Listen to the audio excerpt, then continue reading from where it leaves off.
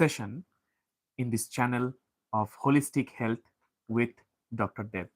My name is Dr. Deb Mallam, and I am a holistic healer and a holistic health life coach. So, in this session, I thought I will be talking about a very, very important topic that can help many individuals progress in their lives at a very fast rate compared to what is happening right now. Because this issue, as a holistic life coach, I have seen has come up many, many, many times on several occasions for several persons, irrespective of their background, of their profession, of their geographical location, of their caste, color, creed, whatever it is, religion, whatever their belief system, doesn't matter. This one thing, as a human being, is something that we need to navigate through, which is self confidence. Now, in this session, I will be talking about 7 essential tips to boost one's self confidence so that we can break free of the shackles that has been holding us down until this far. Not anymore. Okay, so try to follow these 7 tips, and if not all 7 at once, but start somewhere, slowly but surely, and then let me know in the comment section after 28 to 48 days what difference you see in your own life. Okay, so without any further ado, let's get going with this session. Number 1, practicing daily affirmations. What does it mean?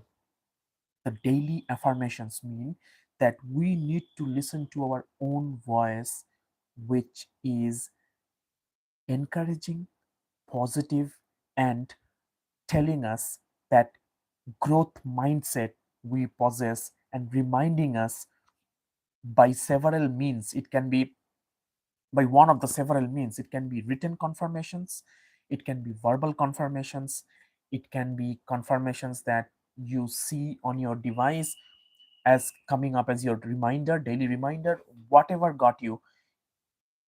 Practice those religiously without fail every day. For example, for some, this daily affirmation could be waking up and going to the mirror and saying, I am confident, or I am sincere, I am authentic, and today I will be living my day in the most authentic way I have lived so far. Or if not that strong, you can even say, I will be living my day in a more authentic fashion than what I have lived yesterday.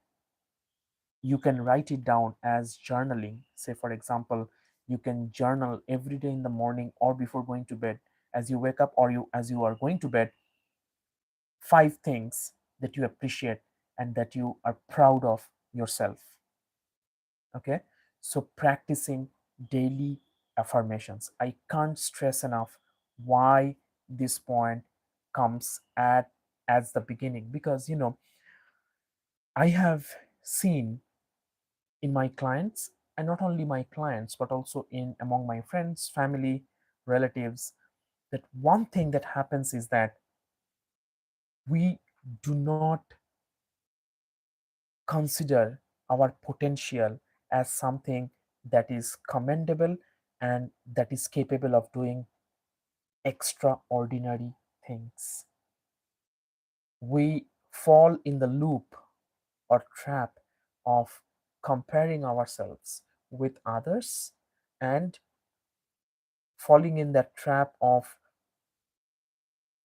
low self esteem, that I am not enough. Okay, so let's not that happen. By practicing daily affirmations, choose one method: verbal, written, seeing.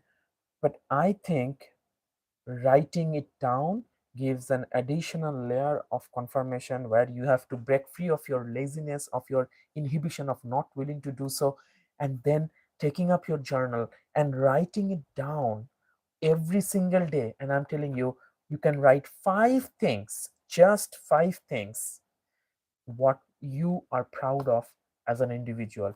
It could be, there could be some overlapping items on a day-to-day basis, that's totally fine, but please do write it down every day without fail. The most important part here is the regularity of doing it as a daily practice. All right, so practicing daily affirmations, because I tell my holistic health and life coaching clients that if all the people around us, if all the voices around us say that you are not capable, we are saved. We are saved, we can still be saved in that occasion. But on that very day when you wake up and your own voice inside your head starts saying you can't, nobody can save us. Okay, so basically protecting our inner voice, nurturing our inner voice with these positive self affirmations. Number two, setting achievable goals. Now, if you are already having that first quality of having that self, like having that self affirmations, that positive affirmations on a regular basis, now what happens is that very quickly we might go to a phase where we start setting our goals in an overwhelmingly unrealistic fashion. Instead of doing that, please do that in an achievable format, meaning you can take your final goal, the big goal that you have, and you can break it up into piecemeals, and you can consider for a single day or a single week, or even like a single month, or even a single part of the day, you can break it up how much time you are giving to yourself to achieve what part of your bigger goal, the bigger dream. Okay, so breaking it up, basically I'm talking about dividing and conquering. All right, so setting achievable goals, making sure you know that the amount that you are setting, it is achievable with the amount of time you are giving. Give yourself some grace if for some reasons which are very practically possible, for whatever reasons, if you are not capable of meeting that goals, give yourself give yourself some grace, and it's okay. Next day when you wake up, you can modify your goals, or you can see why you could not meet your goals and take action steps accordingly. But make sure you don't see the whole goal at once. Break it up into smaller chunks. Take up one at a time and give yourself some time and realistic, practical time to achieve, to meet that goal. All right. So, setting achievable goals. Number three, embracing failure as a learning opportunity. Sounds like a cliche, but I cannot stress more how important this is. Very quickly, from a positive psychology standpoint, our brain has a tendency to take the good things that happen and take it as Teflon, where it doesn't stick, it doesn't register for long. If we have done something good, if we have cracked something that is actually very commendable, we don't give ourselves enough credit for that, and we go on to the next thing without celebrating those achievements. Let's not do that. So basically, first thing is to celebrate each and every single milestone that we attain. And on the path, if we fail, or when we fail rather, it's very natural that if you have chosen a path which is not trodden by all, which you know requires a lot of guts, lot of courage, you might see that the failures are coming. Take it as a natural outcome, consider it as a natural phenomena, and not something as a setback or something to frown upon or fret upon, like that. Okay, so embracing failure as a learning opportunity, so that basically I tell my clients, using the waste products, quote unquote waste products, and turning them into compost. So if we have had failure, quote unquote, then the failures to learn from it, using the failures to learn from it, and then use them for the next venture, right? Using it to our favor. Number four, mindful self care. Now, as a holistic healer, how can I not talk about self care? Self care, why is it? Are you doing the self care because you are selfish? You might think, some might think, I have seen practically people think, but actually it's the opposite. The more we give self care, the more we are caring for others. Why? Because if we, whatever we are doing, if we are at the best version of ourselves, we will also be able to serve others, to play the role, whatever roles we are playing, at the best possible way, meaning we are helping others to receive from us in the maximally, in the maximal way, or in the most optimal way. Does it make sense?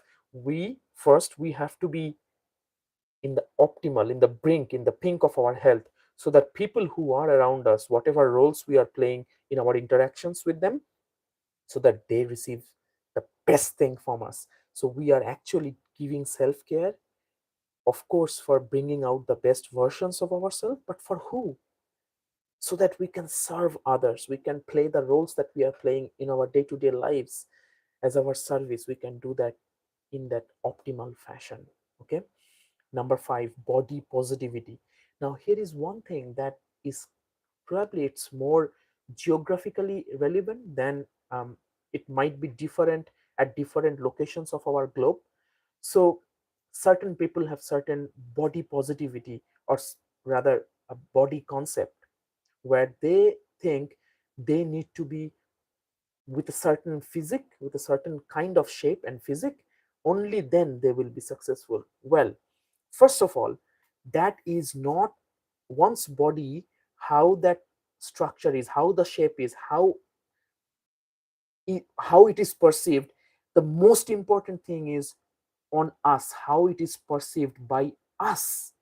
Meaning, if we think that, for example, if we have some additional pounds in our body and we think that that is stopping us from having more energy throughout the day, that is stopping us from being as agile as we would like to be, then we should work on it. We should take, again, we should set daily affirmations, we should set achievable goals, we should embrace our efforts that we are doing to make sure that we are on that optimal margin of what we should be in our physical appearance, so that not how others will compliment us, that will happen by default, but how we can be, again, at the best version of ourselves, with the optimal energy levels, with the optimal agility, with the optimal productivity. Okay. So having that, first of all, to be aware that this body is the vehicle of our existence, right?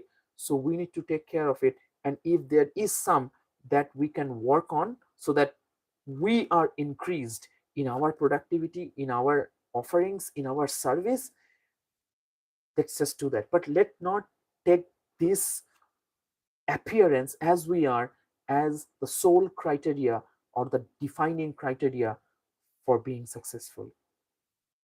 All right. Now, number six, visualizing success. Visualizing success. So, visualizing success means it's a very powerful technique. First of all, what we do is that before, suppose we want to venture an activity. Even before you venture into that activity, you think, you visualize, you see what it looks like when you have actually completed the activity. What does success look like to you as you are venturing into this? You have not even begun, but try to visualize how it will look as you have already finished and you have successfully completed what you are venturing into. For example, as a holistic healer, if I am giving a healing session to somebody, whether it's yoga, ayurveda, thai massage, reiki healing, life coaching, whatever it is, I visualize that whatever they have come to seek help for from me, they have already achieved it. Okay, I see it that way. So visualizing the success, but at the same time not getting attached to it, also very important. Oftentimes what goes wrong in this visualization process is that People become so attached to that visualization that if at the end of the day whatever they have visualized is not happening in the way they did visualize, that have a very deep impact into their psychological health. We are not talking about getting attached to the results of it, but we visualize it already before we start the venture, and then we let it go, meaning we visualize how it feels on that on that on that sea of excitement. We carry ourselves throughout the whole process, throughout the whole venture. We visualize this, think of it as the initial principal amount that we start with emotionally, psychologically, okay, as we venture into the journey. So having that visualization of the success even before we have began that venture or adventure, right? Finally, but no less importantly, seeking support and guidance. I am a holistic healer and a holistic health and life coach, but I didn't come here in one day. It took so many trainings, so many seeking help, so many guidance of so many experts in these different healing modalities of yoga, Ayurveda, life coaching, Reiki healing, Thai massage therapies, whatnot. All of these, I needed to go and find the right people to train me so that I could learn from the best to offer the best, right? So please, whatever domain that you are in, of course you are being guided there, but I am talking about for your self confidence, for your growth mindset. If you are not sure where to start your journey from, how to even implement all that we just discussed here, then go seek. There are so many people out there who are capable and worthy and are very very adept to help you.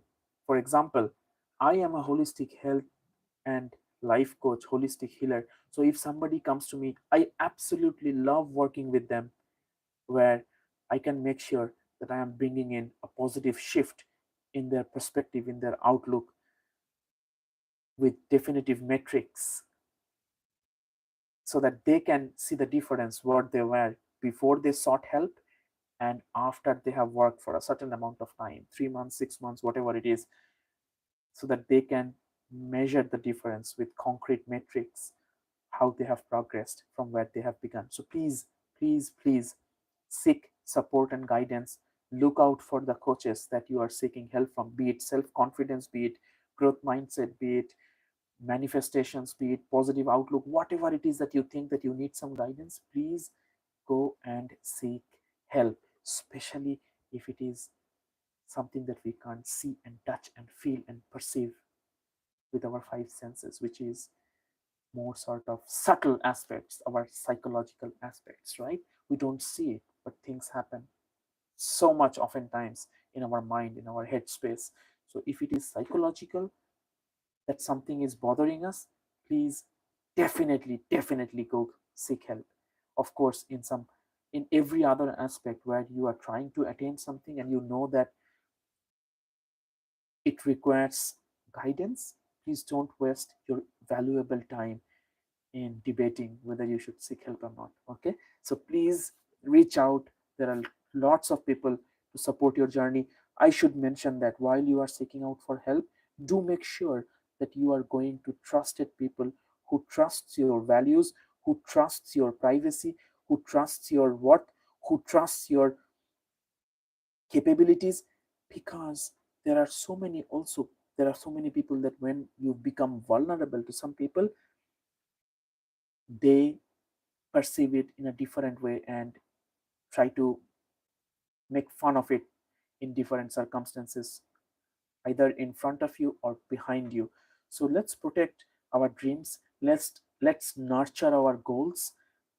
Let's seek out help. Let's find out who those trusted people are, where we can be naked in a sense.